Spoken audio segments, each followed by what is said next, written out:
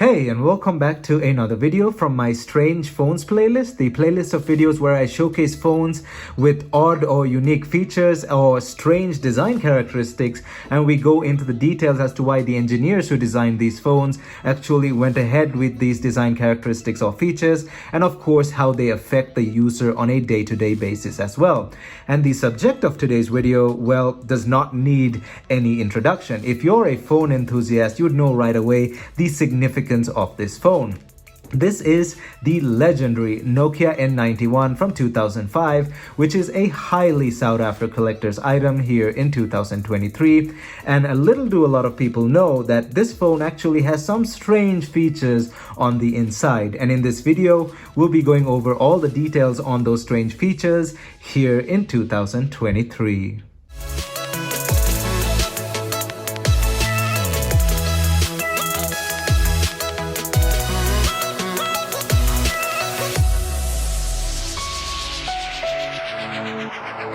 Now, as always, before jumping right in, don't forget to smash that like button down below as it helps this video get on YouTube's algorithm. And also don't forget to hit that subscribe button down below and ring that bell notification button so you're notified whenever I upload a new video. Also, if you have any questions regarding the Nokia N91 or any of the content in this video, don't forget to leave it down in the comment section below. We can start a discussion or I can answer your questions. And also, my social media is linked down in the description below, which includes Instagram, where I'm really active on, Discord and Twitter as well, so you can check me out on those social medias linked down in the description below.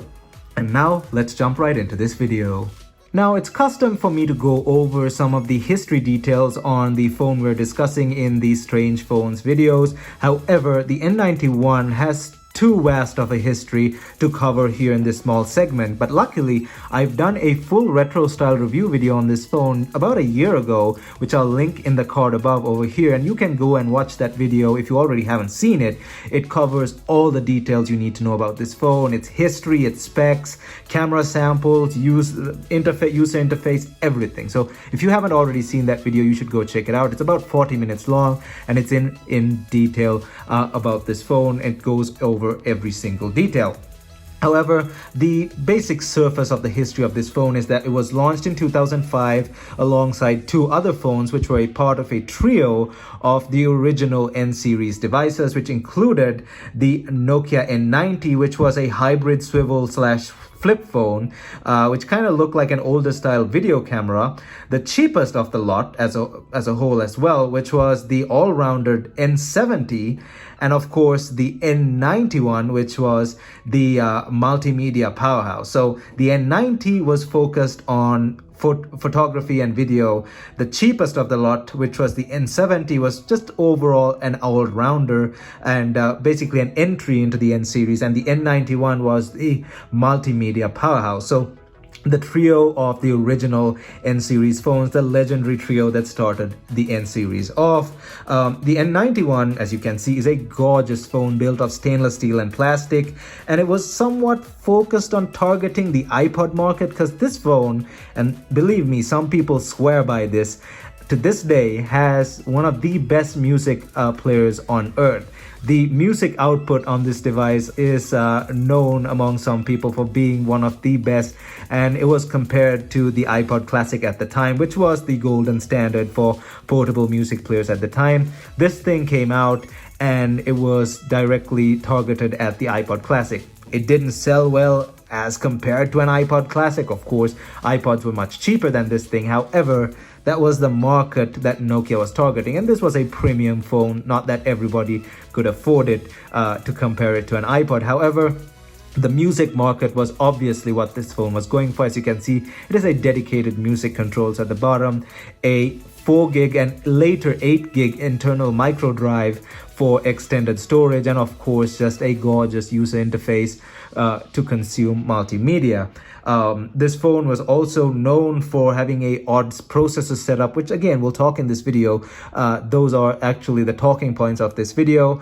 and it ran Symbian 9.1 Series 60 third edition to be more precise. It had an amazing battery life, and just so many other things about this phone is just amazing. And like I said, you can go ahead and watch all of that in that full retro style review video. I'm not going to go into all the detail of the history of this phone. It's just way too much to cover.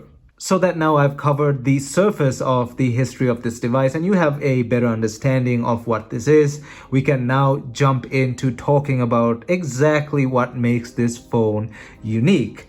Now, back in 2005, the iPod Classic was reigning supreme as a portable music player, the golden standard for portable music players. Nokia somewhat wanted a bite out of that market, but they mainly focused on mobile phones, so making a dedicated music player was somewhat of a bad idea to compete directly with Apple. However, Nokia also had a very good music engineering department. Later on, they of course made the Express Music lineup, and Nokias were the golden standard for multimedia phones at the time. For phones in general, Nokia was the golden standard for multimedia. So they came out with the N-Series. Like I said, the N70 was the all-rounder, the cheaper of the lot. The N91 was a camera beast, and this thing was the multimedia beast. A phone that not a lot of people could get their hands on for the price. So when it comes to multimedia, you need a lot of storage. However, at the time, solid state storage was expensive. It was way too expensive even for a premium priced phone. So what did Nokia do? They actually managed to put a tiny Gigabyte branded microdrive inside this phone. Yes, this thing actually has a tiny hard drive inside it. Initially, it was a 4 gig hard drive, but later in the Nokia N91 8 gig variant, it was upgraded to an 8 gig hard drive. And I'll make you listen to this in a bit as well. We'll run the hard drive because it still works in this particular unit, and you'll actually hear the hard drive running. It's pretty silent, but this thing actually has a micro hard drive inside it, very similar to the hard drive on the iPod Classic at the time. So that's how Nokia managed to give so much space on this phone.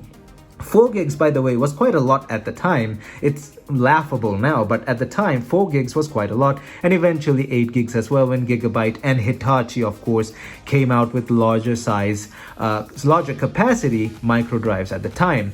So that's how they went around the overly priced SSD stuff.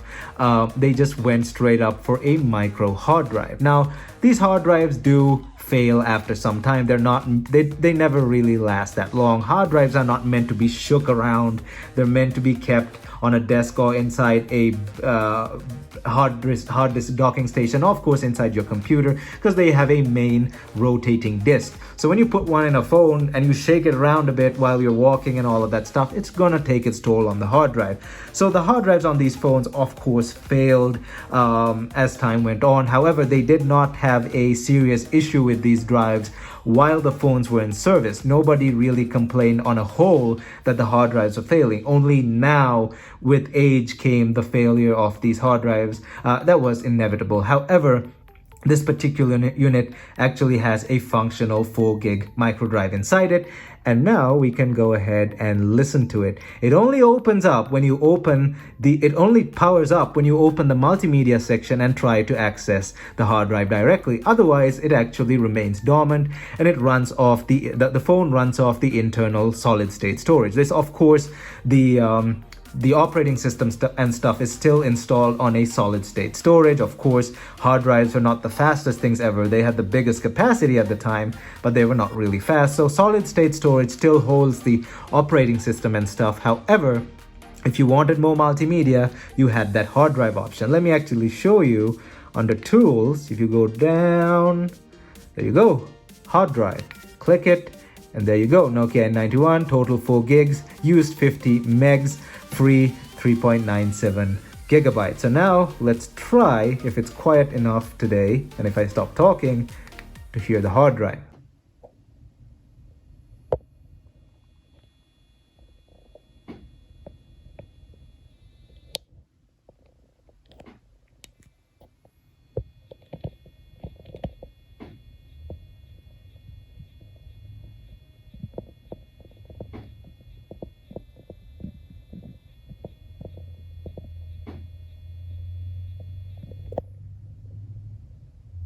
I hope that came up on camera. It's just so faint. It's such a tiny hard drive.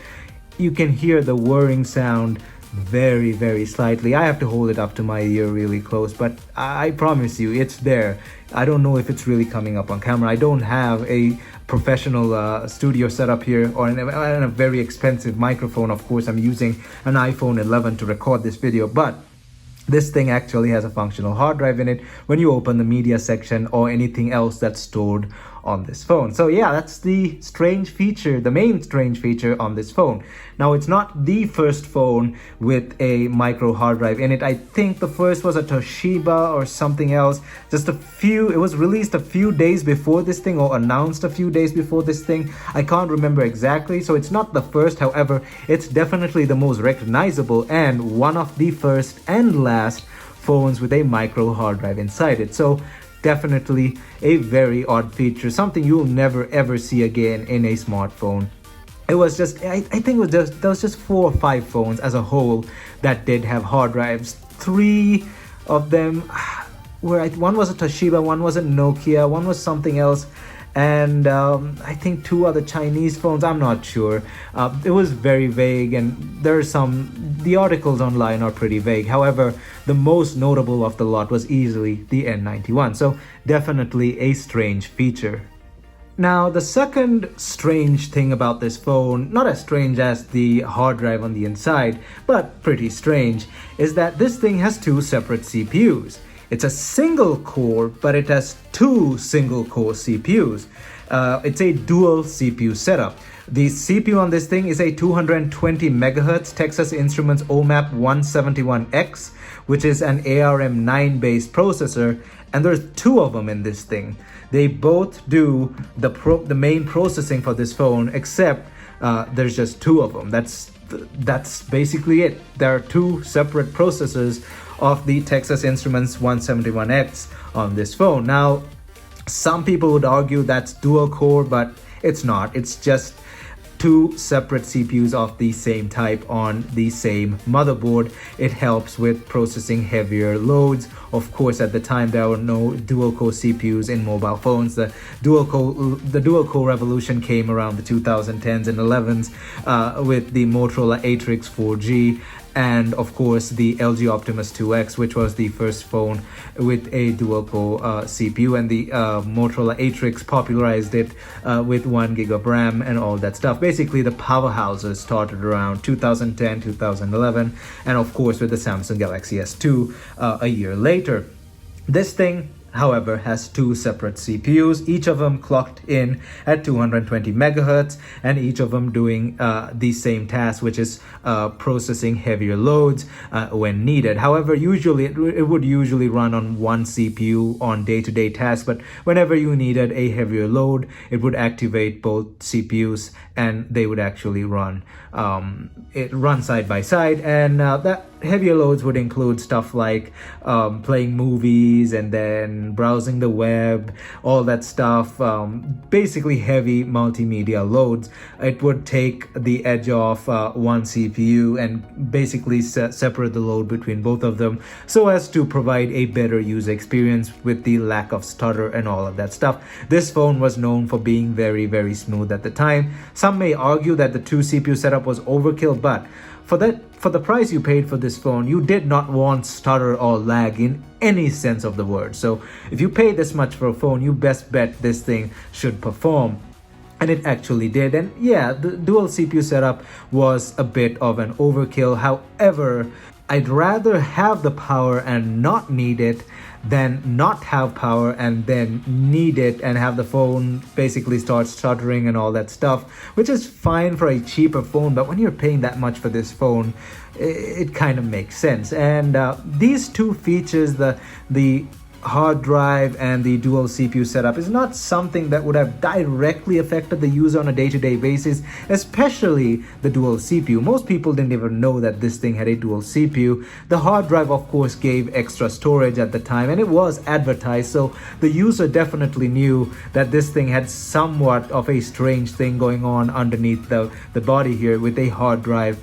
But Again, it didn't directly affect the user. The only way it did was providing extra storage, which most people wouldn't really care at the time when they were using this.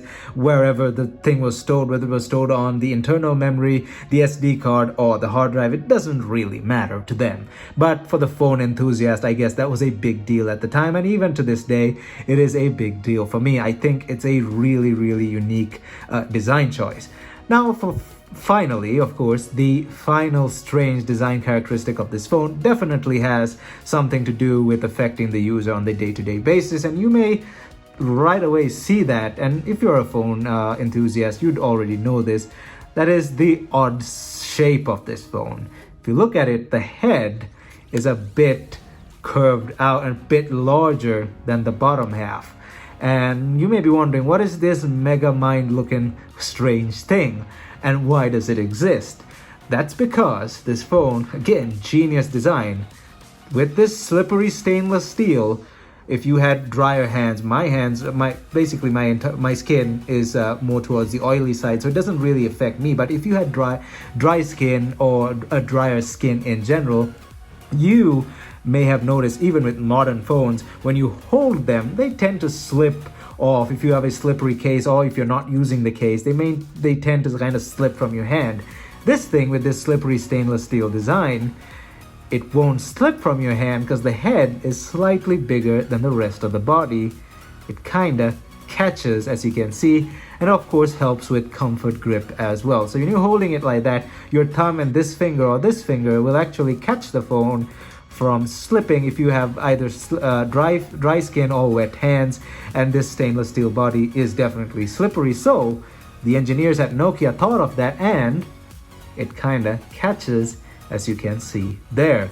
So an ingenious design for a high-end phone. Definitely very subtle, but ingenious at the same time. That's a big thumbs up to Nokia for coming up with that strange shape at the top there. People were wondering, I remember in some of the comments I've seen over the period that I've been basically looking into these phones and researching the N91 and all the stuff I did for that other video that I mentioned, the research I did on that video, I've seen a few comments as to why this thing had a strange head, and the answer to that is to help with grip and not let the phone slide. So definitely an ingenious, subtle design choice there by Nokia engineers. Then again, you can't really be surprised. Nokia was at the top of their game back in 2005. They were the kings of mobile phones. So yeah, those were the strange design characteristics and internal features of the Nokia N91.